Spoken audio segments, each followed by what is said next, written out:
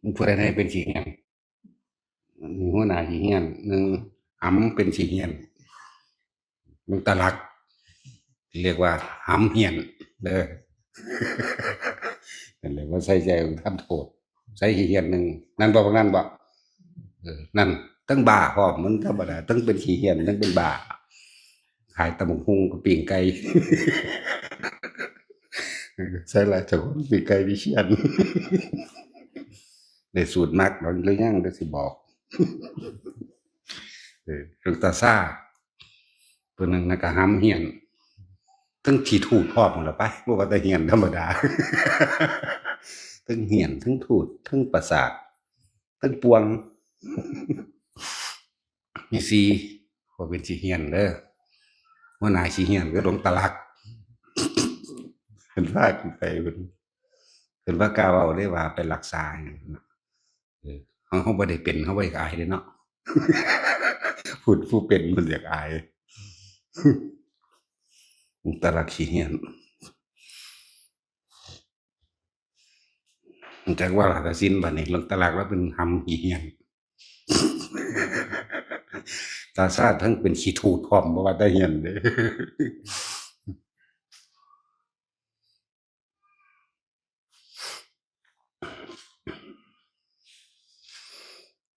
สำหรับผู้อันเข้ามาฝึกหัดปฏิบัติใหม่เฮาก็มีครูฝึกให้คือพวกอันครูลุงในฉายาก็คืออีเกียดังบีดครับเราก็เอิ้นอีเกียดังบีดลูกหลวงปู่ศรีหมอลำเก่าเอออีปุ้งครูปุ้งมันสิว่าจั่งใดฮึครูน้อยจั่งซี้ล่ะอีปุ้งมันปุ้งกลางเด้อซั่นมันเป็นจังซี่นะเอออีกผู้หนึ่งแม่นไผน้อครูเป๊ะหน้าใหญ่ๆบ่ยิ้มได้อีห่านี่มันบวชชีแล้วล่ะแต่ให้เป็นที่ปรึกษาได้ใน3คน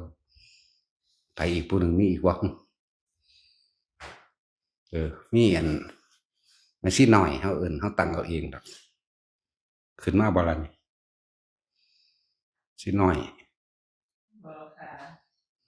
อันนี้ตุกตักตรงอันนี้แม่ชีอันนี้แม่ชีตุกตักแล้วเบิ่งเล่าย่างตุกตักตุกตักตุกตักมาเลยเอิ้นตุกตักเขาอยากปวงแหน่หลายเติบ99%อย่าไปหัวซ่าเราเด้ผู้ใดหัวซ่าเป็นบาปก็เราอีกจากว่าผู้ใดไปหัวซ่านี่บาปก็เราอีกเด้ต้องบาป99%หนึ่งเด้ผู้ใดไปหัวซ่า110แล้วสิบอกให้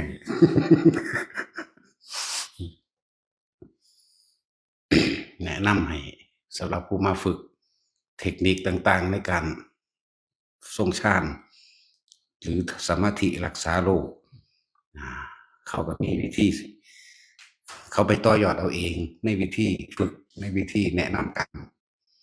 เขาไปต่อยอดเทคนิคของไผของมันถ้าผู้นี้แนะให้แล้วบ่เป็นก็อีกผู้หนึงไปเรื่อยนั่นแหละคือว่าเป็นแนะนำให้ความเป็นห่วงเป็นใยกันย่านบ่เป็นเพราะแต่ละคนมีทุกข์มาแหละแต่ก็มีความหวังว่าอยากเป็นหรืออยากหายออกจากโรคภัยไข้เจ็บบางคนเขาบ่ได้ใส่ใจเรื่องสิมาปฏิบัติธรรมละกิเลสปานใดดอกเนาะมานี่เพราะว่าเป็นโรคอยากรักษาโรคแต่ว่าก็มาเจตนาใดก็มาซะก่อนฟังไปฟังมามันก็เข้าถึงความจริงชีวิตเจ้าของได้ดอกเอิ้นว่าธรรมเข้าสู่ธรรมใดเหมือนกันเหมือนกับทางนั่นแหละเป็นปากทางแห่งธรรมแต่เป็นปากทางเริ่มต้นของการเสียสละในความเห็นแก่ตัวแม้กระทั่งว่าละอัตตาตัวตนออกได้เลยในท่านก็ดีไม่หรือว่าถึงแล้วท่านถึงนิพพานใดก็มีได้ล่ะเห็นว่าล่ะแต่ว่างจิตถึกแล้วท่านมันเป็นความหน่อยเลยผู้ใดมีให้ท่านกับสิ่งใดก็ช่างบุญคือความสงบภายในตัวเองเกิดจากผู้ให้ไม่ใช่ผู้รับ จากบ่ล่ะแล้วก็ท่านที่ทำให้ถึงพระนิพพานได้ไม่หวังผลในทานไม่มีจิตผูกพันในผลแห่งทานไม่มุ่งการสังสมในความอยากได้อยากดีอยากมีอยากเป็นท่านนี่ถึงนิพพานได้เพราะว่าท่านโดยจิตเป็นกลางท่านที่ว่างอุเบกขาได้นี่แล้วมันก็สิน้อมเข้าไปเองนะผู้ใดท่านแนวนี้ได้แม่นบ่เฮ็ดแนวอื่นอีกก็ช่างเวลาให้ทานจั่งใดก็สร้างบ่มีจิตผูกพันในผลแห่งทานบ่มีการสมบ่มีการขอบ่มีการแลกนั่นแหละเข้าสู่พรหมกายิกาเด้เป็นพรหมเด้คนวางจิตเป็นกลางได้ขนาดเป็นพรหมเรียกว่าล่ะมันมีอุเบกขาเป็นตัวรองรับอยู่แม้นสิเป็นอุเบกขาตาล่มกับกระสร้างมันก็ไปของมันเองนั่นแหละหลังจากหมดอายุจากพรหมกายิกาก็ขึ้นไปชั้น2ชั้น3ชั้น4 5 6 7 8ไหลขึ้นไปเลยดีบ่ดีเป็นบรรลุธรรมในระหว่างทำการหมดอายุของพรหมชั้นนั้นๆนั่นแหละจังว่ายังละโดยภาษาอุปหัจจะปะเรนิพาเยจังสิเข้าพระนิพพานท่ามกลางระหว่างก่อนที่จะหมดอายุแห่งพรหมเจ็บอย่างหนึ่งก็คือ พวกเข้านี่ได้อรหันต์ก่อนที่สิอายุ80 ปีบัดก่อนสิตายจังซี่นะเดี๋ยวไปจังซี่แต่คนว่างจิตเป็นแล้วคนท่านที่ว่างจิตเป็นมันก็ต้องเข้าใจธรรมะพอสมควรเข้าใจความจริงเข้าใจถูกเข้าใจเสียสาเหตุที่ถูกล่ะมันจังท่านเป็นท่านจิตเป็นกลางว่างเป็นเฉยได้นะนั่นบ่ล่ะอยู่ซื่อๆส่วนมากโอ้ยร้อยทั้งล้านอยู่นี่ทั่วโลกเลยครั้งแรกก็ต้องมีการบังผลในท่านขอนั่นขอนี่แลกนั่นแลกนี่อยากเป็นนั่นอยากได้นี่โรคภัยไข้เจ็บอยากหายเพื่ออันบ่ล่ะให้อายุยืนพร้อมเด้นั่นแหละท่านก็เป็นปากทางท่านก็ถึงพระนิพพานได้ก็คือท่านแบบนี้สำหรับคนที่ว่าเป็นทุกข์ใจเพราะว่าป่วยก็มุ่งมาเพื่อสิทำสมาธิรักษาโรคก็มุ่งมาแต่จะเป็นเขาก็แนะนำให้ผู้เขาคือเอาคนที่เป็นเราหายโหลดสอนเหมือนว่าเขาก็สอนได้คือกันแล้วเขาก็เป็นเราหายคือกันแต่ว่ามันหลายก็เลยต้องแยกซอยกันช่วยเหลือแบ่งปันกันคือแม่ชีน้อยคูณนั่นแหละเขาเอิ่นแต่แม่ชีน้อย มันน้อยมันผู้น้อยมันบอกผู้ใหญ่นะกะแนะนำให้ผู้นั้นไปสอนเทคนิคต่างๆให้เพราะว่าเขาเปลี่ยนแล้วเขาหายผู้ได้เป็นโรคผู้นั้นหายกับแนะกันเอาคนที่เป็นจริงๆจากประสบการณ์จริงของเขาเองเขาสู้ความรู้สึกจริงๆของเขาแล้วเขาหายก็เอาผู้จังสันสอนตัวนั่นแหละว่าผู้ใดมุ่งเดินทางมาโดยมีจุดประสงค์ใดก็ตามหาทางออกให้ได้โดยถ้าเป็นโอ้ยป่วยเป็นนั่นเป็นนี่จะฝึกสมาธิรักษาโรคทั้งสิก็ให้เอาผู้เป็นโรคมาก่อนนั่นแหละสอนให้ผู้ทรงชาติจะเริ่มชาติจะเป็นแบบนั้นแบบนี้ก็เอาพวกนี้เขาก็สอนได้คือกันนั่นแหละแต่ว่ามันบ่เหมือนกันตรงที่ว่าคนที่ป่วยเราหายสอนเด้เห็นบ่ล่ะต่างกันเด้อย่างนั้นแล้วคือผู้รู้ธรรมจริงๆผู้เขารู้แก่งธรรมแล้วสอนบ่มีพิษได้บัดนี้เพราะเขาเอาความจริงออกกับผู้เอาความจำออกมันคนละอย่างกันเด้คนที่เอาความจำออกแสดงตัวเองก็ยังขาดคะเนในขณะที่แสดงแล้วก็แถมซ้ำก็สิลงโดยใส่ความคิดเห็นของเจ้าของเป็นตัวสรุปพร้อมนี่คือคนความรู้จำส่วนผู้รู้จริงว่าเป้งๆไปเลยบ่ได้สรุปอิหยังแต่ว่าบอกไปเลยแต่เข้าใจเด้พวกฟังก็ดีเพราะว่าหยังเป็นประสบการณ์จริงความรู้จริงเป็นการถ่ายทอดสื่อสารด้วยความจริงคนที่ฟังก็เลยเข้าใจง่าย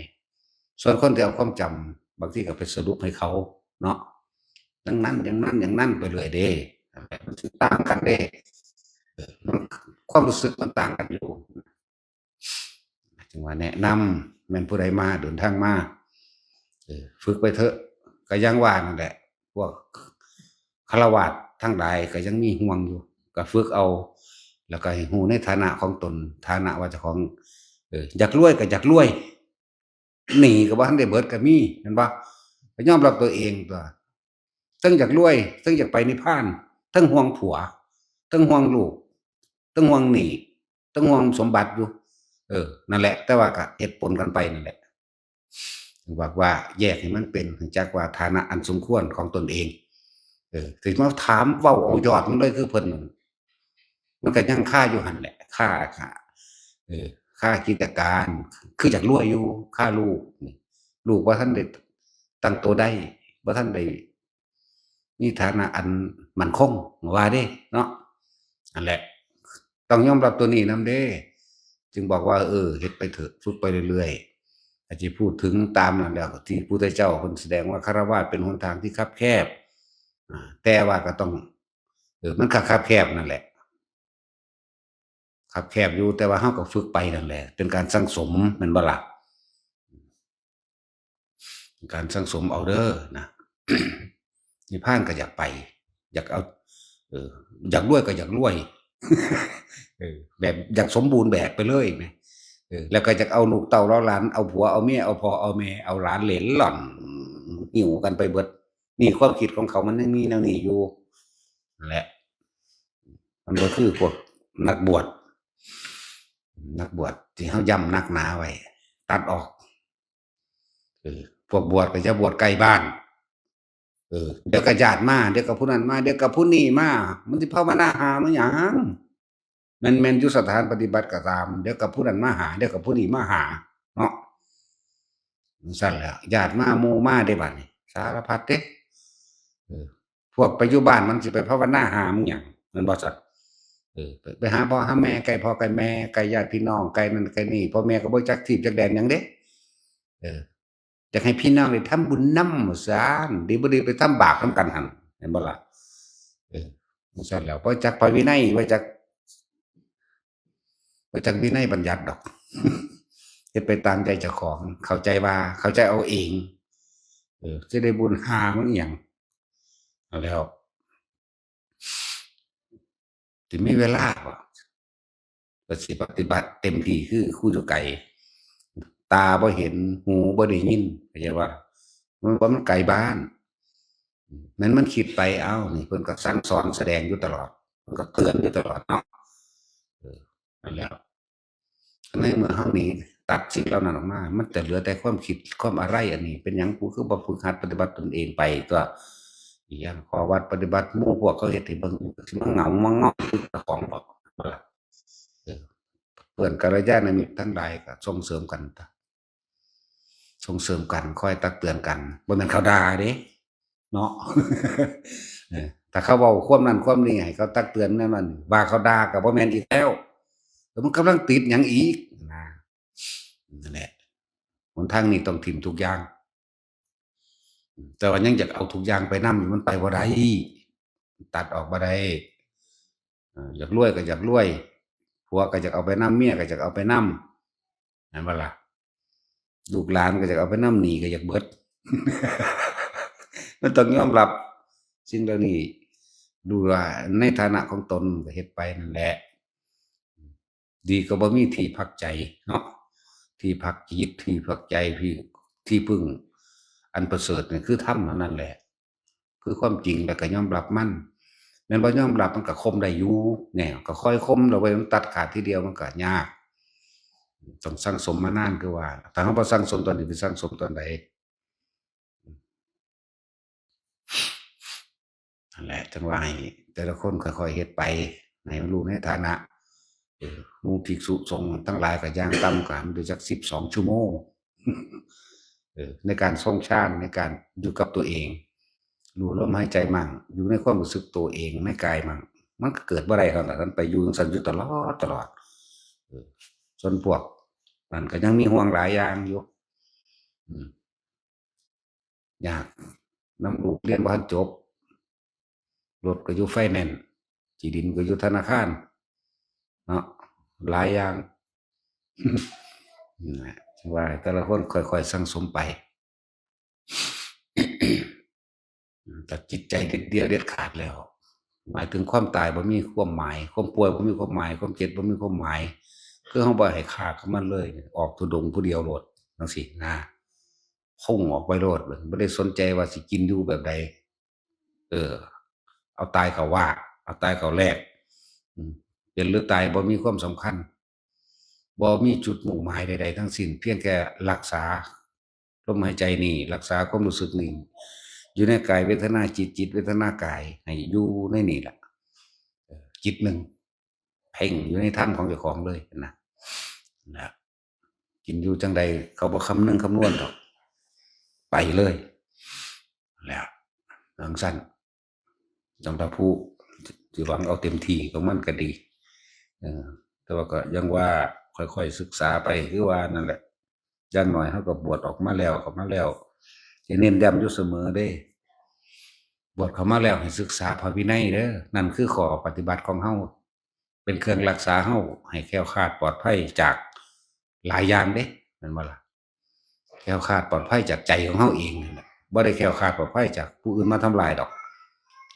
แคล้วคลาดปลอดภัยจากใจเฮาเองความคิดของเฮามันก็ฟุ้งซ่านมันก็คิดเป็นไปตามความเคยชินในปกติวิสัยทางโลกเนาะความเห็นแก่ตัวความอยากได้ดีมีเป็นความตำหนิความนินทาความหลายๆอย่างที่มันชินมาก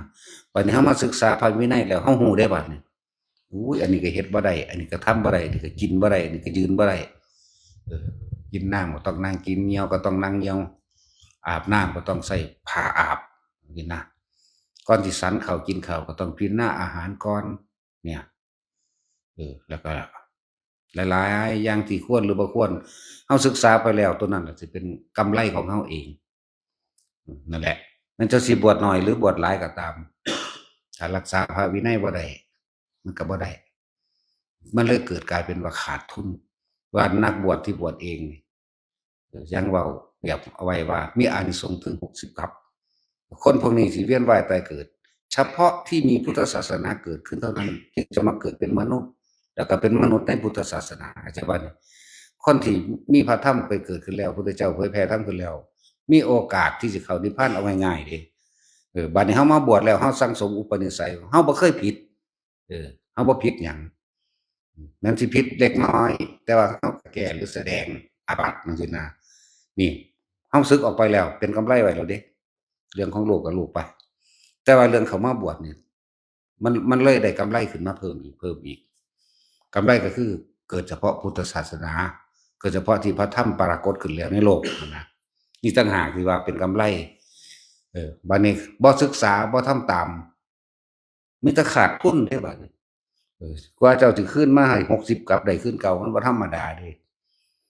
ตกนรกไปแล้วเฮ็ดนั่นเฮ็ดนี่ไปแล้วนี่ขาดทุนจากมันขาดทุนแล้วก็บ่ค่อยได้เกิดในตอนที่มีพุทธศาสนาเข้าใจบ่นี่ก็นั่นแหละเพราะว่ามันไปใส่อันนั้นแหละไปใส่ที่ทำผิดนั่นเกิดตอนที่บ่มีแต่ละศาสตร์หรือสังสมตำไปเรื่อยๆนั่นแหละบัดนี้แม่นมาเกิดมาพ้อพุทธศาสนาก็ซังเลยเกิดกลายเป็นคนรังเกียจจักว่าเป็นงี้จังซั่นจังซี่เลยเกิดศัตรูกับอันนั้นไปเลยก็มีเด้เหมือนที่เขาเคยว่าเฮานั่นแหละกูก็เคยบวชเหมือนกันมึงศึกหาแหม่มึงบ่ซั่นคือเฮาว่านั่นแหละแม่นบ่เฮาก็ว่าคือกันภาษาเคยมันบ่คือมันบ่สู่ผู้อยู่เดี๋ยวนี้เด้เนาะบัดนี้ในความเคยตัวเองฝึกหัดปฏิบัติส่ำใดรู้ส่ำใดตามพระวินัยอยู่บ่นั่นคือเฮาเห็นโดยทั่วไปนี่แหละบ่ฝึกหัดอิหยังบ่สอนกันเพราะว่าผู้อันอยู่ก่อนก็บ่สอนกันธรรมและวินัยนี่แหมเป็นศาสดาแทนเราตถาคตแหมแม่นบ่ล่ะธรรมคือความจริงวินัยคือข้อวัดปฏิบัติของตัวเองเป็นศาสดาหมายถึงบุคคลผู้ควรเดินตามคำว่าศาสดานี่แทนเราตถาคตแทนความเป็นเช่นนั้นพุ่นน่ะแปลเอานั่นละเว้ยเห็นบ่ล่ะความจริงผู้ที่จะถึงความจริงหรือความจริงโดยธรรมของทุกชีวิตสรรพสัตว์นี่คือธรรมและวินัยนี่คือเป็นหนทางเดินของผู้ที่สืบพุทธศาสนาทอดเสริมด้วยวินัย แทนเราศาสดาหมายถึงบุคคลผู้ควรเอาอย่างศาสดานี่ดามาจากคำว่าอัตตานั่นแหละศาสตร์มาถึงความรู้ควรศึกษาควรเดินตามแทนเรานี่แทนตถาคต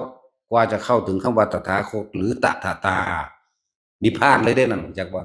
คือรู้แจ้งโลกเลยคำว่าตถาตามันเป็นเช่นนั้นมันไม่มีอย่างอื่นอีกแล้วมันเป็นแบบนั้นทั้งสั้นแหละอย่างเป็นสั้นแหละอันนาแต่ว่าแม่นแบบโลกมันเหนือโลกแล้วจากบ่ล่ะนั่นแหละผู้ใดเข้าถึงคำว่าตถาตาผู้ใดเข้าถึงคำว่ามันเป็นจังสั้นแหละอารมณ์มันเกิดบ่ได้มันก็จบทันตัวเหมือนกันแหละครับหมู่พวกว่าอย่าพึ่งไปอยู่ที่อื่นเด้อถือนิสัยให้ได้5 พรรษาซะก่อนแม่น5 พรรษาแล้วเพิ่นบ่อนุญาตก็ไปบ่ได้คิดเบิ่งดูเพิ่นก็เบิ่งอยู่ในหันแหละแต่ว่าพวกไปก่อน5นี่มันทำตามวินัยอยู่บ่บัดนี้แต่ซ้ำนี่ก็ฝืนเพิ่นแล้วแหมมันฝืนเฮาผู้เป็นอาจารย์เด้พูนฝืนพระศาสดาพระพุทธเจ้าพูนเข้าใจบ่ล่ะสิไปหยังกับพวกกันคิดเอาเองว่าเอาเองห่มผ้าเหลืองเข้ามาแล้วก็เข้าใจว่าเจ้าของบริสุทธิ์โลดบ่เข้าใจว่าเจ้าของเป็นพระเข้าใจว่าสิทำบุญได้บุญโลดบ่ผู้จังซั่นแล้วหลายอย่างที่เขาบ่ศึกษาเขาบ่อ่านดอกมันขี้คร้านแล้วก็มันบ่เฮ็ดนำพร้อมบางคนตั้งใจไว้กูมาบวชนี่แหละกูสิหนีไปอยู่เมืองอื่นเด้นี่คืออยู่นี่เฮาก็บ่ให้มาแล้วเด้อยู่หัวตะพานนี่จากมันสิเป็นไปแนวใดก็สร้างเด้อบ่รับบัดสุทธิเฮาก็บ่ให้อยู่แล้วที่บวชเข้ามาในพรรษาแรกปีแรกคือว่ายังสิอยู่ต่อไปอีกอยู่จังสิให้ใบสุทธิเพราะว่าหยังผ่านพรรษาไปแล้วถ้าอยากไปธุดงค์มันก็มีการตรวจสอบว่าอยู่สังกัดใดสำนักใดก็เลยขอหลวงพ่อหลวงปู่เจ้าคุณ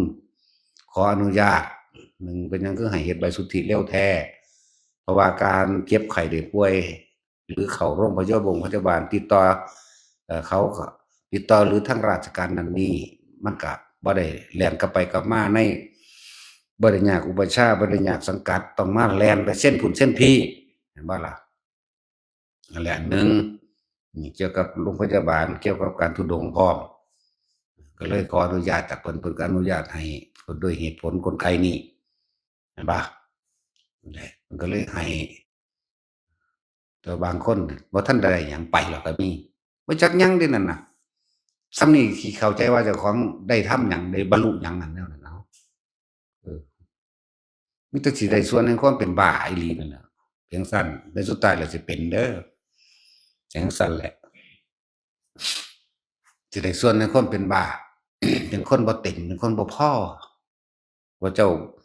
บ่ได้สนใจคำสอนพระพุทธเจ้าเลยนะเจ้าคิดว่าพ่อแม่เจ้าก็สิได้นำอยู่บ่เป็นแนวนั้นบ่ได้เป็นนำกันจักว่าล่ะเหมือนกับบิณฑิกษุนั่นแหละแม่กับน้องสาวมายุยงส่งเสริมนำกันนั่นแหละส่วนพระพิไสเป็นพระอรหันต์เนี่ยเห็นบ่ก็บิณฑิกษุนั้นบ่แม่นคนเกิดในสมัยพุทธเจ้าโคดมเฮานี่เด้เกิดในสมัยพระพุทธเจ้ากัสสปะพุ่นเด้พี่ชายเพิ่นว่าอ้ายกับน้องเนี่ยบวชนำกันส่วนพี่ชายว่าผมแก่แล้วเฒ่าแล้วผมบ่อาจสามารถสิไปร่ำเรียนหยังได้ขอกรรมฐานเพิ่นก็ให้ให้กรรมฐานเข้าป่าไปเด้อในปีนั้นพรรษานั้นก็บรรลุอรหันต์ไปเมื่อบรรลุอรหันต์แล้วส่วนน้องเป็นผู้เรียนพระไตรปิฎกจดจำคำสอนของพระพุทธเจ้าได้หลายก็มาแสดงธรรมเกิดลาภสักการะมากขึ้นแม่ก็เห็นแก่โลภแก่ได้น้องก็เหมือนกันก็มาทั้งน้องก็มาอยากได้นั้นอยากได้นี่เอาไปมาก็พลิกแปลงแพร่งพลิกคำสอนออกทำบุญจังซั่นสิได้แบบนี้เลยเอิ้นเอาลาภสักการะคือเป็นผู้จัดแต่งขึ้นมาเลยเอานั่นซ้ำนี้เด้อเอานี่ใส่แค่นี้เด้อตั้งแต่เฮ็ดไว้เพื่อแม่แล้วน้องที่อยากได้เข้าใจบ่ล่ะบ่ได้เฮ็ดเพื่อสงฆ์ผู้พี่ชายนี่มีญาณอยู่เล็งมาแล้วตายแล้วน้องกูแม่กูเลยมาบอกมาสอนบัดนี้เพิ่นมีลูกศิษย์ลูกหาหลายเด้ลาภสักการะมันเกิดหลายด้วยความเจ้าเล่ห์เพทุบายของเพิ่นเองนั่นแหละนั่นแล้วด่าพระพี่ชายตัวบัดนี้ อยากว่าล่ะด่าพระพี่ไส้เพิ่นก็เบิ่งเอาสัตว์โลกเป็นไปตามกรรมเออเขาก็เป็นผู้เรียนคงแก่เรียนมาเยอะแล้วแต่ว่าเขาบ่ทำตามแต่สัตว์โลกทั้งหลายทำกรรมใดย่อมได้รับผลกรรมนั้นอ่านั่นเห็นว่าเขาปล่อยว่าเขาไม่หมปล่อยเด้เออทำกรรมใดย่อมรับผลกรรมนั้นเราจะทำอะไรกับเขาได้ถ้าเขาไม่ทำตามนั่นเพิ่นก็เลยปล่อยเลยเห็นว่าสุดท้ายก็ตกนรกเดี๋ยวนี้ก็ตกนรกนี่ล่ะได้พักผ่อนแน่เพราะว่าอานิสงส์การถือบวชในตอนแรกตั้งใจดีอย่าบ่ตอนแรกตั้งใจดีอยู่ต่อมาลาภสักการะมันถูกทับหัวติซั่นแหล้วตอนนี้ก็อยู่ในนรกนั่นเด้ล่ะในระหว่างท่ามกลางนี่พุทธเจ้าเพิ่นสินำออกมาแสดงธรรมมันปลาตัวนั้นเขาไปสิเบ็ดได้นั่นอ้าปากขึ้นบัดเดียวเหม็นเบิดกรุงราชคฤห์เรียกว่าล่ะหาวขึ้นบาดเดียวเท่านั้นแหละเหม็นอึกเลยพุทธเจ้าก็เลยบอกไปเอาปลาน้ำเด็กน้อยพวกนั้นมาเนี่ยไปให้ผู้ใหญ่ไปซื้อเขานั่นแหละแต่ว่าปลายังมีชีวิตอยู่เด้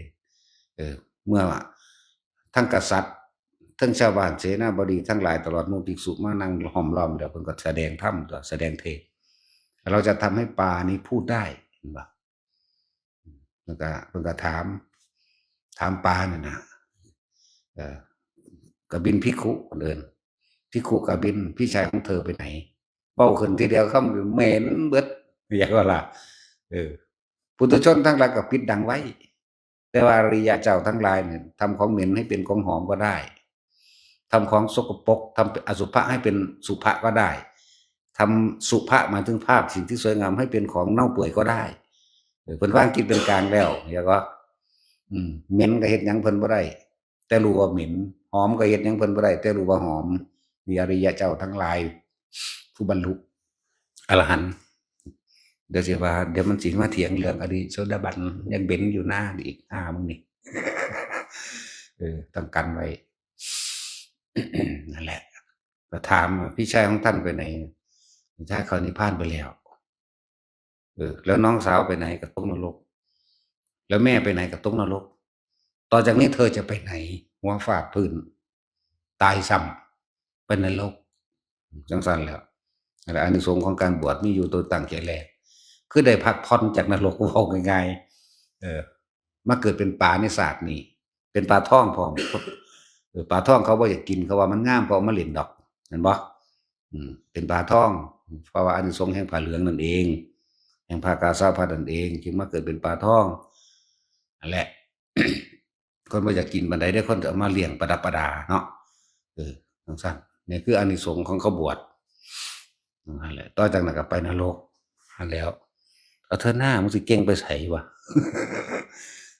ผู้อันนั้นหลายแค่นี้ก็เฮ็ดบ่ได้แล้วคิดติว่าสิไว้เป็นมรรคผลนิพพานทางใดว่าล่ะหนทางนี้ก็ยังเดินบ่ตรงบ่ถูกอยู่แล้วมันสิเอาผลมาจากไสในเมื่อบ่เดินตามทางแหมเอิ้นว่ามรรคผลนิพพานมรรคก็คือทางมีองค์8นี่พระวินัยนั่นแหละเป็นเครื่องรักษาตัวเองก็ต้องรักษาพระวินัยตัวจังซั่นแล้วว่าจังซี่มีส่วนในความเป็นบ้าต้องคิดเอาเองเฮ็ดเอาเองแบบนั้นล่ะสร้างแบบว่าแม่นกูเด้ล่ะเนาะ บ้ากับบ้าไปเบิดฮอดผู้ส่งเสริมสนับสนุนพุ่นเด้อทำกรรมร่วมกันเดี๋ยวล่ะนั่นแหละ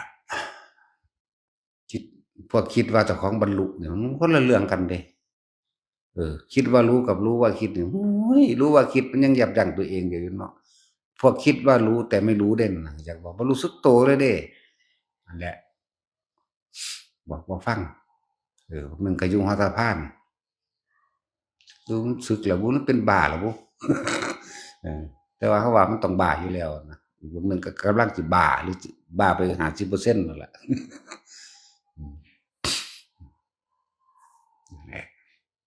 ผู้ใดไปแล้วก็ไปเลยซะในเมื่อแค่นี้ก็ยังเฮ็ดบ่ได้ใจสิขาดบ่เนาะแล้วก็บอกเตือนไว้ผู้ใดคิดเข้าใจแนวนี้เด้อผู้ใดเข้าใจว่าบวชแล้วกูสิไปอยู่หั่นกูสิไปอยู่นี่อย่ามาบวชนี่เข้าใจบ่อย่ามาบวชอยู่นี่ให้5พรรษาซะก่อนจังไปขนาดแต่พรรษาน้อยเขาเจ้าให้ไปธุดงค์เขาเจ้ายังตำหนิอยู่เด้แต่ว่าในพระวินัยเนี่ยพรรษาเดียวก็ให้ไปได้ แต่ทุกมื้อนี้เขาจะบอกตำหนิแต่ว่าเฮาบ่ได้สนใจทุกมื้อนี้เฮาสนใจพระพุทธเจ้าเออบวชแล้วนั่นเรือนว่างนั่นภูเขานั่นถ้ำเงื้อมผาพวกเธอทั้งหลายไปจงไปหลีกปีกวิเวกเห็นกายเออนั่นแหละจงไปทำสมาธินั่นแหละคูขาเข้าตั้งกายตรงดำรงสติให้มั่นรู้ลมหายใจเข้าออกนี่คือพระพุทธเจ้าเอาตามพุทธเจ้าแต่เขาเจ้าก็ตำหนิมากก็ฟังอยู่นั่นแหละเป็นหยังคือจังไห้มีใบสุทธิได้พรรษาไปก่อนจังไห้แล้วก็ถามเบิ่งซะก่อนสิสึกหรือบ่สึกนำนะแต่ว่าไปเรื่อยๆก็เอาให้แต่ว่าอยากไปธุดงค์ก็เฮ็ดให้เฮาก็ยังรับผิดชอบอยู่เจ็บไข้ได้ป่วยมาบอกว่าอยู่สังกัดนี้เด้อก็ตามกันตัวบัดนี้เออเรื่องการดูแลรักษาพยาบาลคือทำเต็มที่ของเฮาเองนั่นแหละก็ทำเต็มที่เบิ่งกันแต่ว่าต่อไปจังซั่นแล้วเฮาบ่เอาเด้บาดนี้บ่เบิ่งเด้คือขาดออกแล้วญาติผู้ปกครองบ่ได้บัดนี้อีกผู้หนึ่งเจ้าคณะเห็นบ่ซั่นต้องไปตามมาจังซั่นแล้วในธรรมยุทธ์หรือมหานิกายถ้าปฏิบัติเหมือนกันเหมือนมาสมมุติว่าเฮามาอยู่นำกันเหมือนกันเฮาบ่ว่าหยังแต่ว่าถ้าไม่เหมือนกันเฮาก็ต้องว่าเป็นธรรมดาเนาะมันบ่มีความจริงมันบ่มีคนตั้งขึ้นคนก็ยึดพร้อมบัดนี้เออมหานิกายก็ตำหนิธรรมยุทธ์ก็ตำหนิมหานิกายที่จริงมันบ่มีดอกแต่ว่าถ้ามาอยู่ร่วมกันแล้วเนี่ยบ่ทำข้อวัดเดียวกันก็อยู่ร่วมไม่ได้มันก็เลยต้องมีการเว้าแบบนี้เข้าใจบ่ล่ะก็เลยต้องมีการแยกแยะเอ้ามหานิกายมาอยู่นำเฮาก็ตั้งหลายองค์อยู่เดะล่ะเขาเจ้าปฏิบัติแบบนี้มาตลอดนะจนก็มาอยู่นำเฮาตั้งหลายองค์เนาะข้อวัดเดียวกันได้บัดนี้มันจึงบ่มีธรรมยุทธ์และมหานิกายแต่ว่าถ้าข้อวัดบ่เดียวกันแล้วมันจึงมีก็จึงแยกออกนั่นแหละคือว่านั่นแหละพระผู้ใหญ่เพิ่นก็ตำหนิมาอยู่ติงมาอยู่นะจังซั่นก็เรื่องของผู้ใหญ่อั่น ก็ยกไว้ในแต่ว่าก็ขึ้นอยู่กับเหตุผลกลไกของมันเด้ก็บ่แม่นว่าสิทำตามทุกอย่างเพราะว่าเฮามีผู้ทำตามอยู่แล้วพระวินัยเออเฮาทำตามพระวินัยตัวนี้เป็นหลักธรรมและวินัยนี่เป็นหลักส่วนพรรษาหลายหรือมีตำแหน่งหยังก็สร้างถ้าว่าเพราะเฮาอยู่ในประสบการณ์เฮาอยู่เป็นคนที่อยู่ในพื้นที่รู้จักอุปนิสัยเห็นบ่เขาสิมาว่าแนวใดก็สร้างก็คืออยู่ในวิสัยทัศน์ของเฮาบ่ค่อยตามไปทุกอย่างเด้อันนี้ขึ้นอยู่กับความจริงที่เฮาคุกคีกันเฮาลงพื้นที่จริงประสบการณ์เหตุการณ์อยู่คนบ่อยู่ในเหตุการณ์บ่รู้สิมาตำหนิจังใดก็สร้างเฮาบ่สนหม้องหั้นแต่เฮาสิสนพระวินัยนี่ก็ล่ะนี่ต่างหากจะสิเป็นไผก็สร้างก็บ่เงิดนะจังซั่น เฮาเงิดพระพุทธเจ้าเฮาย้านเข้าใจบ่ล่ะย้านอยู่ผู้เดียวนั่นแหละอีพ่อใหญ่บัวเลาก็ตายไปแล้วเลยบ่มีผู้ย้าน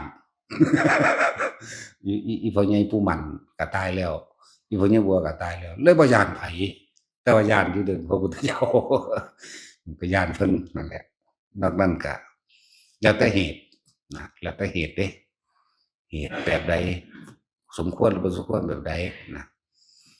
แต่ว่าสำหรับผู้ที่ว่าไปแล้วหรือถูกขับออกไปแล้วก็บ่ได้ให้กลับมาเด้เป็นหยังก็บ่ได้รับผิดชอบส่วนจะสิเป็นหยังก็ทางเจ้าคณะผู้ปกครองทางอำเภอจังหวัดเพิ่นก็สิมาถามเฮาคือเก่าล่ะเฮาก็สิบอกเพิ่นแล้วแต่นะเพิ่นก็สิถามเฮาอีกคือเก่านั่นแหละนะเฮาก็ว่าพระวินัยบ่ได้ให้แล้วก็เอาเฮ็ดจังได๋ก็ตามนั้นโลดเดะบาดนี่ไปหั้นเดะบาดนี่นั่นแหละเขาบ่ได้รู้จักพระวินัยอิหยังชาวบ้านสิมาสนใจอ่านจนแตกฉานคักปานนั้นบ่ซั่นแต่พวกบวชมาอยู่แท้ๆจักมันอ่านจบบ่เอาจบเดี๋ยวนี้ก็ดีเนาะ แม่นว่าซั่นแต่ช่วยเอาไปอ่านได้พอ10หน้าแล้วบ่นั่นแน่เห็นบ่ล่ะมันเอาไปเดือนหนึ่งแล้วครับ เออเอามันอ่านแล้วเดี๋ยวเขาพกมาแตะโดนคักแล้วเด้อริยวินัยนั่นน่ะบ่ต่ำกว่า20ปีเด้อแต่เราพกอยู่ตลอดเบิ่งอยู่ตลอดเด้อิหยังเป็นอิหยังก็ได้นั่นแหละแต่เราก็บ่เคยไปตำหนิไผเด้มีแต่ควรหรือบ่ควรเอาไว้สอนเจ้าของ หูจักมาก่อนสิบวชพุ่นเด้ล่ะแต่เป็นเน้นพุ่นจักว่าล่ะถ้าเว้าเรื่องนั้นก็แต่ว่าอันอริยวินัยนั่นมันละเอียดกว่ากันมันมีนัยยะมันมี1.1 1.2 1.3 1.4ไปเลยได้บัดนี้มันบ่แม่นแค่ว่าศีลชังละ27เด้มันมีนัยยะต่างๆที่เพิ่นให้แง่คิดอันใดเป็นอาบัติอันใดเป็นอนาบัติอันใดเป็นอ่าต้นบัญญัติอันใดบ่เป็นต้นหรืออันใดนั่นแหละไปศึกษาเอาเองจื้อบ่ได้เบิดดอกเขาก็2,000 กว่าพุ่นนั่นแหละหลายอย่างแต่ก็จำเอาไว้เด้อผู้ใดคิดว่ามาบวชแล้วสิไปอยู่บ้านบ่ต้องมามื้ออื่นก็มีเยอะแยะพูดไปบ่น้ำพระอินทร์ ไปหาหลวงตาสินเนี่ยตลอดหลวงตาสินก็ได้อาจารย์ตะวันก็ได้ชัยวัฒน์ก็ได้บาเส็งก็ไปได้ทั้งนั้นเห็นว่าล่ะไปมีหลายหม่องอยู่ผู้เขาเจ้าดังๆพุ่นเนาะเดี๋ยวหาองค์ใดก็ไปไม่กับหลวงพ่ออินหนักเด้สิบอกให้ หลวงพ่ออินถวายเมื่อนั้นเห็นว่าล่ะแต่ไปที่ล่ะหลายหม่องอยู่ดอกไปหาอีพ่อใหญ่เยือนมึงแน่เนาะเจ้าสิค้นปูนอยู่เบิดมื้อเบิดคืนแล้ว หลวงพ่อเยือนนั่นเจ้าสิขยันบ่แต่ว่าการทำงานกับการปฏิบัติธรรมมันอยู่นำกันเด้ของเพิ่นก็เลยกรรมฐานน้ำเย็นให้รู้สึกโตความหมายของเพิ่นนั่นน่ะนั่นแหละทุกอย่างก็ลงสู่ความรู้สึกโตนั่นแหละอิหยังก็ดีทำงานก็ให้รู้สึกโตเวทนาในเวทนาบ่ได้บ่แม่นรู้สึกว่าทำงานฉันกวาดปูนอยู่โอ้ยมึงหันหมายามแล้วสิแม่มึงเอ้ยบ่แม่นไปอยู่พุ่นเข้าใจบ่ล่ะพี่นวงอยู่พี่หรืออยู่ในท้องหรืออยู่ในหนามกลางอกก็แล้วแต่ณจุดใดจุดหนึ่งความรู้สึกตัวตั้งไว้ในกายจุดใดจุดหนึ่งจุดเดียวว่าซั่นสิว่าสร้างกรรมฐานขึ้นมาอันหนึ่งเพื่อให้เป็นฐานที่ตั้งแห่งจิตในความรู้สึกตัวเมื่อจิตตั้งมั่นตั้งตรงไหนของเฮาตั้งหน้าผากแต่มันเคลื่อนไปนี่คือจุดเริ่มต้นตั้งหน้าผากตั้งหัวก็ว่าไปของเพิ่นเริ่มต้นตรงไหนตรงท้องกินน้ำเพิ่นมีตู้เย็นหลายเพิ่นเลยให้กินกรรมฐานน้ำเย็น หลวงพ่อเยือนเปลืองน้ำปานนั้นบ่เฮ็ดน้ำดอกเนาะเฮ็ดสายตาหลูบๆลงไปเบิ่งดังเอาโลดบือๆขึ้นมาโลดเพ่งลงไปในหูดังในอันปลายดังมันขึ้นมานวงๆกลางๆหน้าผากเลยเจ้าของอยู่ชายแดนอึดน้ำให้เขาหาน้ำให้เขากินยากเนาะ ไปเห็นนี่ด่ากูอีกละเฮาต้องด่าไว้ก่อนเพิ่นสิด่าเฮาเนาะอันล่ะผู้ใดเดินทางมาตรงนี้สิมาโดยเจตนาใดก็ตามคนมันเป็นทุกข์ล่ะทุกข์เพราะเป็นโรคก็มีทุกข์เพราะว่าเป็นหนี้หนักกว่าอีก เป็นหนี้ก็มีบางที่เรียกว่าเหตุแห่งการเจริญซึ่งโภคทรัพย์เนี่ยเว้าโดยแปลโดยภาษาบาลีบ่ทับศัพท์ให้ก็คือนี่แหละการเจริญฌานด้วยอานาปานสตินี่เองบางคนก็ทุกข์ยากค้าขายบ่ดีบ่ได้เพราะว่าตัวเองมันเบิดบุญคนเป็นเบิดบุญเฮ็ดหยังก็ล้มเหลวล้มละลายบ่มีสติบ่มีความสงบภายในตัวเองเอาความโลภออกหน้าเอาอารมณ์เป็นใหญ่พวกนี้ความโลภออกหน้าอารมณ์เป็นใหญ่ไปติดต่อค้าขายมันก็ศูนย์ขึ้นโลดแต่บ่ได้ดังใจที่เจ้าของเขาบอกผิดตับผิดใจใส่กัน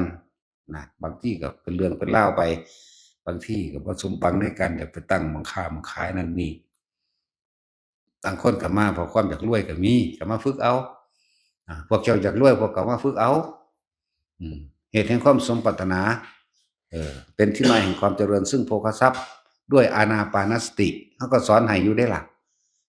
มารูปแบบใดเขาก็แนะนำให้แล้วก็ให้เฮ็ดเอาเองเด้ว่ามันให้เพิ่นเฮ็ดให้เด้เพราะอันนี้เฮ็ดหยังให้ไผบ่ได้เด้บุญก็เอาให้บ่ได้ก็ยังว่าอยู่เอาบุญให้บ่ได้ดอกเอาบารมีให้บ่ได้ดอก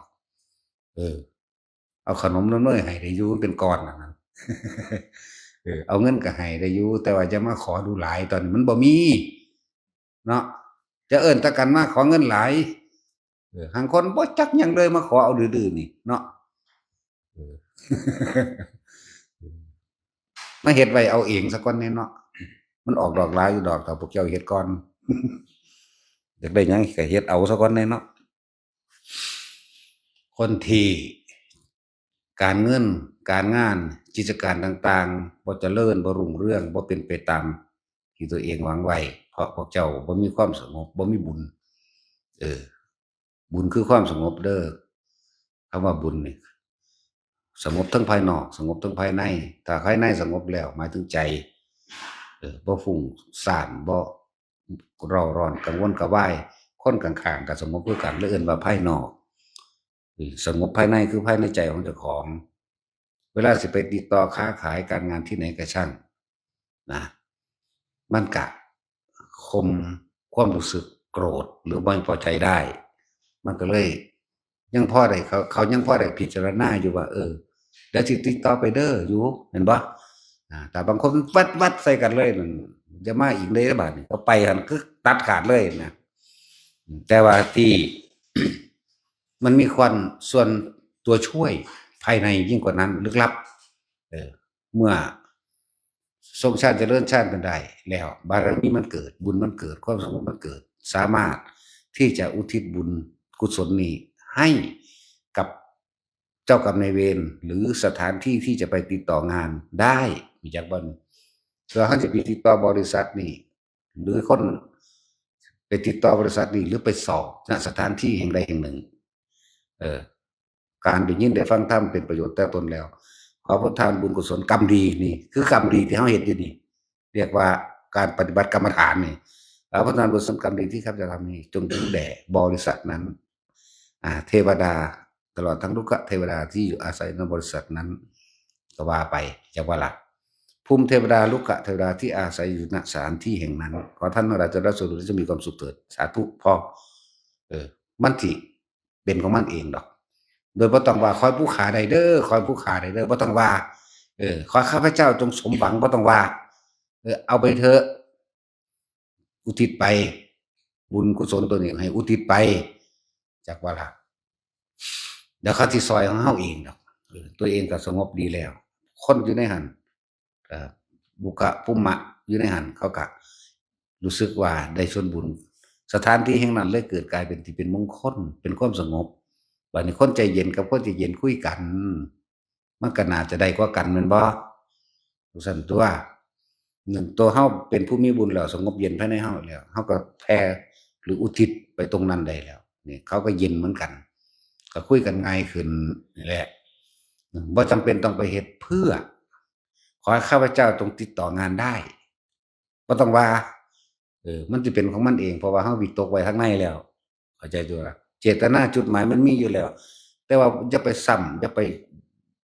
ออกปากขนาดนั้นนะเปรียบเทียบ3 เดือนเดือนที่4ก็เริ่มเห็นผลหมายถึงการฝึกทรงฌานเป็นเลื่อนฌานด้วยอานาปานสติตัวนี้นั่นแหละเลื่อนว่าเหตุแห่งความเจริญซึ่งโภคทรัพย์ก็มาฝึกเอาหลายคนที่เปิดห้างร้านกิจการร้านค้าเอาตัวอย่างหนึ่งคือยายฝ่ายภาษาร้านเย็บผ้าทั่วไปซื่อตัดเช็ดชุดบูติกชุดนักเรียนชุดนั่นซื่อตอนนี้มันเป็นยังไงบัดนี้หยิบน้ำกับว่าท่านมีแต่หม่องใหญ่ๆไปติดต่อหันบ่ล่ะการบินไทยไปติดต่อหยิบชุดพนักงานการบินมันน้อยบ่บานพนักงานบัดนี้กรมทหารนั่นนี่เห็นบ่ชุดใน10ใน100ในพลในพันเขาไปฟาดเอาที่เราเป็นพันๆสุดพุ่นบาดนี้มึงหยิบท่านว่าบาทนี่เนาะสมน้ำหน้ามันเนาะสั่นแล้วแต่ทั้งสี่แหละเวลาจะผ่านนิดหน่อยเขาคือมีอยู่ต่อใดปีแล้วเด้แต่เขามาทำกรรมฐานอยู่นี่ทำบุญทำทานอยู่นี่เข้าใจบ่ล่ะเขาเจริญอยู่นี่เด้ล่ะจังซั่นตัวตั้งแต่กี้โอ๊ยไปหาบวงสรวงมาหั่นซื้อมักสีดามาซื้อบักแอปเปิลมาน้ำส้มน้ำแดงมาตั้งขึ้นหัวหมูหัวหมาเป็ดไก่ไหว้เจ้าพ่อเจ้าแม่เนาะผีสางนางไม้จังซั่นแหล้วแต่เรามันนั่งจอบว่าคนสิเข้ามาสั่งร้านกูบ่นอน เขามาตากผ้าเต็มไปซ้ำ5 บาทนึงจังซั่นแล้วนั่นแหละก็มาเปลี่ยนความเห็นใหม่เลยนั่นแหละเขาก็ฝึกของเขาเขาเฮ็ดของเขาเขาก็เจริญรุ่งเรื่องของเขาก็ต่อบุญขึ้นไปเองอยากขายดินหม้องใดก็ขายได้เด้บัดนี้หลวงพ่อซอยแหน่ซั่นซอยนี่ไปเฮ็ดเอาเองเด้เฮาว่าเนาะแต่ก็กลุ่มกูคือเก่านั่นแหละวะ เอาจนได้จังซั่นแหล้วขายนั่นขายนี่ก็ได้เด้ล่ะได้ก็เพราะว่าตัวเองทำเองบ่แม่นหลวงพ่ออันนี้เด้แนะให้เฮ็ดเอาซื่อๆเด้นั่นแหละกิจการงานนี่แหละจึงเรียกว่ามีตัวอย่างว่าเหตุให้เขาเจริญซึ่งโภคทรัพย์มันก็เกิดขึ้นตัวเจ้าของเฮ็ดเอาเองสร้างเอาเองแล้วเจ้าของมีความสงบภายในตัวเองแล้วสติมันก็มีความระลึกได้ควรบ่ควรควรสิคมบ่คมปัญญาคือความรอบรู้ในกองสังขารการสิปรับปรุงแนวใดในกิจการปัญญาทางโลกก็มันก็คิดออกเพราะว่ามันมีหยังมีความสงบภายในตัวเองแล้วนั่นแหละจึงเรียกว่าบางคนก็มาเพราะว่ากิจการงานเจ้าของบ่ดีตกงานหางานบ่ได้ขายของบ่ได้สารพัดนี่เรียกว่าเหตุเจริญแห่งความสมภพทรัพย์กับพากันมาเอาสำหรับผู้มาแนวนี้บัดนี้มันก็เทิงได้ยินได้ฟังธรรมไปพร้อมจากบัดนี้มันก็เลยแยกแยะออกควรวางจิตแบบใดงานนี่เขาทำเพื่อเลี้ยงชีพมันเลยกลายเป็นสัมมาอาชีโวไปของมันเองนี่สำหรับคนที่ป่วยเป็นโรคเขาบ่ได้มาศรัทธาธรรมะเข้าใจบ่แต่ว่าเขาป่วยเขาก็เดินทางมาว่าอ้าวคือกูไปหารักษาทั่วบ่ได้ล่ะโรงพยาบาลในโลกนี่เนาะอ้าวไปก็ไปบ่แบบไปบ่ได้เชื่อดอกแต่ว่าหังมาเพราะว่าหยังมันอยากหายมาแล้วเขาก็แนะนำให้เหมือนเดิมนี่แหละดูลมหายใจเข้าออกเด้อตั้งตัวนี้ให้ได้สักวันเด้อฝึกไปยืนเดินนอนนั่งชินชำนาญดีแล้วดึงเอาอาการปิติแบบนี้มารักษาตัวเองเอาภาวนาปิติทำให้กายโยกกายสั่นมันสั่นแบบใดแบบนี้เอาแขนโยกแล้วให้สะเทือนปรับธาตุก็ให้ธาตุลมก็เป็นปกติดินน้ำไฟลมเป็นปกติแบบนี้มันก็ค่อยรักษามันหายของมันเองดอกนี่คือบุคคลที่มาด้วยไร้ที่พึ่งทางไปเหมือนกับมะเร็งระยะสุดท้ายหมอเขาก็บอกแล้วว่าตายแน่เจ้านี่อยู่ได้อีกเท่านี้เดือนเด้อเท่านี้มันก็เบิดบ่งไปกำลังใจก็เหี่ยวแห้งบางคนแค่ได้ฟังว่าเจ้าเป็นมะเร็งได้ก็สลบไปเลยเบิ่งดูหั่นแม่นบ่ล่ะก็อีหยังมันสิวางใดดอกอีหยังอยู่นี่แหละมันคิดบ่ออกหรอกอีหยังล่ะเมื่ออีหานี่มันสิวางใดฮึอีเกียบนั่นแหละมันศูนย์ได้บัดมันคิดบ่ออกหรอกต้องด่าซะก่อนมันก็อยู่นี่แหละภาษาเขาว่าโลกนั้นโลกนี้ซื่อๆสลบ2 เทื่อ 3 เทื่อเบิ่งดูเนาะมึงตายคือเก่าแล้วบ่เป็นโรคก็เลยบ่หาแต่เป็นตัวมันก็ตายคือเก่าอยู่เนาะแล้วเมื่อมาแล้วได้ยินได้ฟังธรรมมันก็คอยคมจิตคมใจคอยยอมรับเข้าใจบ่นี่คอยยอมรับไปเลยไปก็แม่นความหลวงพ่อว่าเด้แต่ว่ามันก็บ่ยอมรับนำนั่นแหละถึงยอมรับแล้วบ่ยอมรับนั่นแหละคือบ่ทันได้อาจสามารถรับได้เห็นบ่ล่ะยังจะฝืนว่าสิบ่ป่วยบ่ตายอยู่นั่นล่ะบ่ป่วยก็ตายคือเก่าล่ะนาว่าเท่านั้นดอกนะที่สุดท้ายมึงต้องตายนำกันก็ค่อยเข้าใจความจริงธรรมะในชีวิตและธรรมะเข้าเป็นอันหนึ่งเดียวกันแหละก็ค่อยลงมาตัวเฮาก็เอาตัวอย่างบุคคลจริงเด้นี่มาเว้าให้ฟังนี่บ่ได้เอาบ่ไปเอาอยู่หม้องอื่นเด้เอาที่เฮารู้เห็นสัมผัสได้คุกคีกันอยู่นี่แหมแม่นบ่ล่ะลางเทื่อเว้าดูหลายก็ด่ามันอยากเศร้าหลายโอ้ยอีห่ามึงตัวไปเฮ็ดเอาตัวบัดนี้แน่จังซั่นแหล้วจังซั่นตัวด่าเนี่ยได้ธรรมะเข้าใจบ่จังซั่นตัวจะสิรับได้หรือว่ารับบ่ได้แม่นบ่ล่ะบ่ได้ให้รับหรือรับเข้าใจบ่ด่านี่ก็เลยบ่ได้ให้รับได้แล้วก็บ่ให้รับได้หรือบ่ให้รับได้นี่ก็คิดเบิ่งสูสิรับเฮ็ดหยังเนาะนั่นแหละนี่คือพวกป่วยพวกเบิดโรงพยาบาลรักษาแล้วเงินก็หลายพ้นดอกห่วยมีเงินแสนเงินล้านก็บ่มีความหมายเด้ถ้าร่างกายบ่แข็งแรงไปหาซื้อเอายาหมองขาวตาลิงถือลูกดอก เออเอาความจริงเอาแนวป่วยงับอยู่นั่นนะคนนั้นเข็นไปเข็นมาแต่ว่ามีเงินแสนล้านพุ่นมีความหมายหยังล่ะมึงบ่อยากได้เงินดอกมึงอยากเศร้าเนาะอันนี้ก็เหมือนกันที่มันมานี่มันก็บ่ได้อยากได้ธรรมดอกมันอยากเศร้าบ่มันอยากหายจากโลกแล้วมันสิไปสู่กับกิเลสต่อสู้จั่งใดสู้ก็บ่สู้มันดอกสู้ก็เที่ยวเวียนว่ายตายเกิดเป็นทาสของการกิเลสเป็นทาสตัณหาอยู่นี่มานั่นนับประสงค์ไขนั่นล่ะล้านอ่ะโกรธประสงค์ไขพุ่นธรรมดาบ่ตั้งแต่เพิ่นเกิดแต่เกิดจนนี่ตกนรกขึ้นสวรรค์เปรตสัตว์เดรัจฉานเวียนอยู่นี่ขึ้นสวรรค์จัก10ครั้งตกนรกจังล้านครั้งพุ่นธรรมดามันเทียบกันบ่ได้ดอกแล้ว เสียน้ำตาหลายก็ทะเลอยู่นี่เนาะให้น้ำคนหักแล้วก็ให้น้ำคนสร้างความเด้บ่ให้แต่ละคนหักเด้เพราะว่ามีความรักแล้วมันจึงมีความเกลียดจักบ่ล่ะซั่นตัวเหมือนกันแหละพวกติดดีแม่นบ่ดีมันบ่ติดมันก็มาอยู่นำกันแหละหลายอัน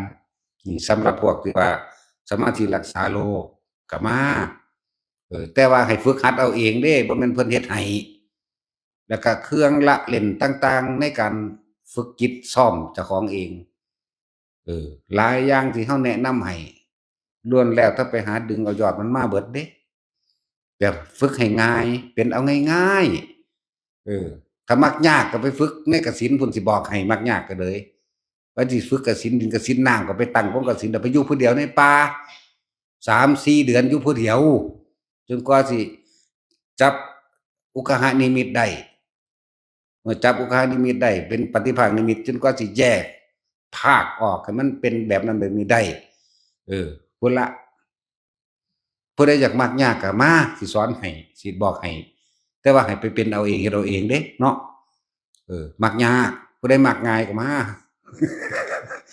ยากก็ได้ง่ายก็ดีเนาะแหมมันได้เบิดเด้ก็ได้เบิดตัวมันเฮ็ดเป็นเบิดคือกันมันบ่ได้เว้าแบบย้านไผจักเม็ดเด้นี่เฮ็ดเป็นเบิดมันก็เว้าได้เบิดตัวแถมซ้ำบ่ได้ไปหลอกไผมาเด้บัดนี้เฮ็ดเอาเองเลยเป็นเอาเองเอาอยู่ผู้เดียวนั่นล่ะหมุนลวงควางอยู่ผู้เดียวไปสิมาจักนำเฮาเนาะเฮาก็ฮู้จักตัวเฮาเองก็เว้าซะสิ่งที่เฮาเป็นตัวหมุนลวงควางหั่นหลวงปู่เฒ่าหลวงตาเฒ่าอยู่พุ่นโอ้ยแล้วนายหลายเออมึนบ่แม่นมึนแนวอันคนว่าเด้เฮามึนในชาติของเฮาเด้เอาแนวถาดนี่เขาส่งเนี่ยรถส่งถาดเขานี่เห็นบ่นี่อยู่เบิ่งแล้วก็คือนั่งทั่วบัดนี้สุศาลานั่นแหล้วมันมีกับมันปูกระเบื้องอยู่ศาลาบางหั้นบางอื่นมันบ่ปูเขาเจ้าราดปูนเราบ่แม่นปูกระเบื้องราดปูนมันเรียบเด้อซั่นเอาแล้วบัดนี้ดึงดังควงหลวงคังควกคาบกันแล้วเออเพิ่นก็เลี้ยวเบิ่งไกลๆโอ๊ยโคตรพ่อโคตรแม่เบิ่งยามใดมึงสิหนีจากกูฮ้องขึ้นสุดเสียงโอ้ยเออจังซั่นแหล้วเฮาก็ไปเฮ็ดของเฮาอยู่หั่นแกล้งเขาเจ้าได้แล้วก็ไปหัวเราะตัวบัดนี้หัวเราะเด้อสั่งแล้วมันเฒ่าแล่นบ่ทันเฮาแหมนั่นล่ะมีหลายแบบจึงบอกว่าไผอยากฝึกแบบใดพวกเจ้าสิเอาง่ายหรือสิเอายากได้ทั้งนั้นบอกได้ทั้งนั้นบอกได้แล้วก็เฮ็ดได้มาก่อนแล้วเฮาเคยเฮ็ดสิ่งที่ยากมาแล้วอันอื่นๆที่นำมาเอาแค่เอาเทคนิคต่างๆเหมือนเรียนรัดใหญ่แล้ว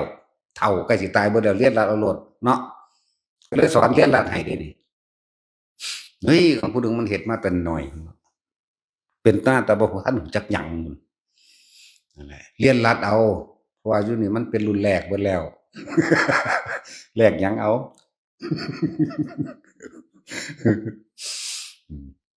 นั่นแหละรุ่นแรกพวกแยกฝาโลงรู้จักบ่นี่พวกนี้มีแต่สิตายเบิดแล้วเรียนรัดเอาโลดอยู่ในร่มอยู่ในอุณโลมโลดมันรวบยอดมันอยู่นี่โลดต้องไปอีหยังมากนั่นแหละสมาธิรักษาโรคสิเขาก็ดึงเอาอาการปิติตัวนี้ซื้อไว้จังซี่ความรู้สึกเป็นแบบนี้เขาก็บอกได้เบิดถึงความรู้สึกพุ่นเนาะมันสิไปต่างกันเด้อต่างแต่คำเว้ามันสิได้ความหมายเดียวกันแต่ความรู้สึกเดียวกันคำเว้าอาจจะ คือเขานี่แหละคำว่าหน้าผากนิ่มๆนวลๆบางคนก็ว่าโตนๆเนาะบางคนก็ว่าเป็นตึงๆบางคนก็ว่าเป็นบ้อนๆนะหรือบางคนว่าเป็นยาวๆโตนๆน่ะพวกขอนแก่นว่าเป็นยาวๆเป็นโตนๆออกมาพะนะก็ภาษาเขาอีกผู้หนึ่งก็ว่าเป็นปลาดุกบ้อนมีหลายแบบกันดอกเขาก็ว่านิ่มๆนวลๆเย็นเข้าไประหว่างกระดานหน้าผากอันนี้ภาษาเขาว่าศัพท์เฮาอันเดียวกันนั่นแหละบางคนว่าตึงๆก็ว่าไปอีกบางคนว่าเป็นปวดๆได้บัดน่ะอ้าวเขาก็ไปปวดคือขี้เข็บตอดนี่บ่บ่แหน่จังซั่นแหละเว้ยหลายศัพท์ซื่อๆนะสำหรับผู้ต้องการนี่สมาธิรักษาโรคก็มีอยู่นี่แหละเหตุแห่งความเจริญซึ่งโภคทรัพย์ก็มีอยู่นี่แหละสอนได้เบิดอยากฝึกกสินใดก็สิบอกให้ถ้ามักยากก็สิฝึกแนวยากๆให้ถ้ามักง่ายก็สิเฮ็ดแนวง่ายๆให้ก็สิบอกให้เฮ็ดเอาเบิดเด้นี่บ่แม่นเฮ็ดให้เด้บอกให้บอกทางให้เนี่ยเครื่องละลิ้นต่างๆอธิษฐานกระดาษเข้าผ่าออกผ่าก้อนหินเข้าผ่าออกผ่าปากกาเข้าผ่าออกผ่าใหญ่ขึ้นเป็นหมอนเป็นขวดน้ำเอาไปมาจนตัวเองออกได้ตัวพูดน่ะจนว่าสามารถไปหันมานี่ได้โดยตนเองโดยบ่ต้องไปอาศัยสิ่งใดไม่ให้ขึ้นรถไม่ให้ขึ้นเครื่องบินไปและไม่ให้เดินไปมันก็ยังสามารถทำได้ก็มาฝึกเอาตัวแม่นบ่ล่ะเจ้าของฝึกบ่ได้เพิ่นสิไปบอกผู้ใดได้เดี๋ยวนี้จังซั่นแหล้วบ่ว่าสิเป็นอิหยังอุปงคาปิติทำให้กายเนี่ยลอยขึ้นหัวแตกอยู่แล้วต้นผักกูอยู่นี่ก็เลยลอยขึ้นส้นพุ่นแต่ใครอยู่ดอกมันต่ำๆหนึ่งแล้วมีเบิดหัวแตกก็มีเดียงก็มีขึ้นขาเดียวก็มีเขาฝึกของเขาโอ้ยขึ้นขาเดียวก็มีเด้ขึ้นคือกบก็มีขึ้นคือกบเมฟขึ้นก็มีโอ้ยเนาะมันจะมีหลายรูปแบบเออธรรมดาคนบ่เคยเป็นมันก็ต้องโตเตไปมั่งแล้วเว้ยที่แรกไหมแม่นบ่ล่ะก็เป๋ไปมั่งแล้วเว้ยเลอะเทอะทะไปมั่งฝึกเข้าดูเข้าเฮ็ดชินเฮ็ดชำนาญเฮ็ดเป็นแล้วบ่อยากเฮ็ดหยังเด้บัดนี้ซื่อๆอยู่บ้านนี่นั่นแหละหลายแบบ ในการฝึกของละเล่นเด้นี่บ่แม่นของจริงเฮ็ดเล่นๆการคือมื้อนี้เอ่อบางคนก็ถามหาประโยชน์มันซั่นมาเฮ็ดเป็นซะก่อนมึงสิฮู้ดอกประโยชน์มันกูบ่ป่วยจักเทื่อก็แล้วกันถ้าเว้าอยู่นี่จักว่าล่ะบ่เป็นหยังอีกว่าสิตายกูตายเอาโลด บ่ป่วยหยังบ่เป็นหยังอีกบ่อยากได้หยังหั้งได้เนาะจังซี่แหล้วเฮ็ดก็เห็นอยู่นี่แหมเนาะภาษานอนถึงเฮินสิจักแม่มันหยังลูกเขาอีห่านี่ ว่าแต่เทียบเอาแต่ผลประโยชน์มันทำแล้วได้อะไรเห็นไหมได้หิแม่มึงเด้อสันเนาะ นั่นว่าด่าก่อนโลดเด้ จังซั่นเด้มาฝึกเอาซะก่อนมาเฮ็ดตัวให้เจ้าของเป็นเอาเองซะก่อนจังว่าเขาเพราะว่าเราบ่ได้ให้เชื่อเด้นี่ที่สอนมาทั้งเบิดแนะมาทั้งเบิดนี่หลักของพระพุทธเจ้าเบิดเด้บ่ได้ให้เชื่อแม้ตาเห็นบ่ให้เชื่อแม้หูได้ยินบ่ได้เชื่อเออแม้กระทั่งความจริงที่ไปเป็นเองก็ยังบ่ให้ไปถือเอาอีกเด้ขนาดนั้นเด้ภาษาหยังกับมาตายเห็นเฮาเว้าอยู่แค่นี้คุกคีกันอยู่ในนี่ยังบ่ได้ให้เชื่อเด้จนกว่าเจ้าของสิเฮ็ดเองเฮ็ดเป็นเอาเองเอาไม้เอาผ้าเอากระดาษใหญ่ขึ้นเอาฮอดเจ้าของออกได้พุ่นเอาขอนไม้บักใหญ่ทดลองเบิ่งซะก่อนแหน่ล่ะเว้ยเนาะเอาส่ำขาโต้ยยาวจักพี่เมตรหนึ่งพุ่นกิ่งไปกิ่งมาลองเบิ่งมันออกบ่เอาพวกของนั้นใหญ่ๆขึ้นตัวก้อนหินมื้อนั้นได้ทั้งนั้นนะก็มาฝึกซะก่อนตัวบ่แม่นมาคำนวณเอาคิดเอาแต่เหตุผลเจ้าของตรรกะเจ้าของของเฮาเล่นอยู่นี่โอ้ยจนว่าขี้คร้านแล้วแต่ว่าบ่เฮ็ดหยังดอกกูจอบก็ด่าคนอย่างเดียว สิมีอีหยังวะแล้วมาเฮ็ดเบิ่งตั่วปิตินี่เฮาดึงเอาปิติออกมาใส่งานปิติ5นี่มันบ่แม่นแค่5เด้ปิตินั่นน่ะมันหลายกว่านั้นบาดนี่อันมันบ่แม่นแค่มีในเฉพาะหนังสือแม่นบ่ล่ะประสบการณ์จริงอีกต่างหากตัวผู้เขาเข้าไปรู้ได้จริงๆอีกต่างหากเด้ ก็มาฝึกให้มันเป็นซะก่อนจังว่าจังมาตำหนิเนาะเป็นแล้วเชื่อบ่เชื่อก็สร้างเด้เนาะ เพราะว่าเฮานี่เน้นการกระทำเอาเอง เน้นเป็นเองรู้เอาเองเห็นเอาเองเป็นเอาเองอืมมันบ่สู้คนรู้เองเห็นเองเป็นเองเด้เชื่อหรือบ่เชื่อก็สร้างเด้อหม้องหั้นเราบ่ได้ไปใส่ใจอืมนั่นแหละหลายอย่างที่ฝึกสอนให้เครื่องเล่นต่างๆน่ะนะเครื่องเล่นพวกนี้เอาของออกเอาของเข้าคืบแขนตัวเองมาเบิ่งก่อนซะก่อนเดี๋ยวมันสิรู้จักดอกว่ามันสิมีประโยชน์อันใดหลายแบบอยู่เด้ล่ะนั่นแหละเอาสมาทาน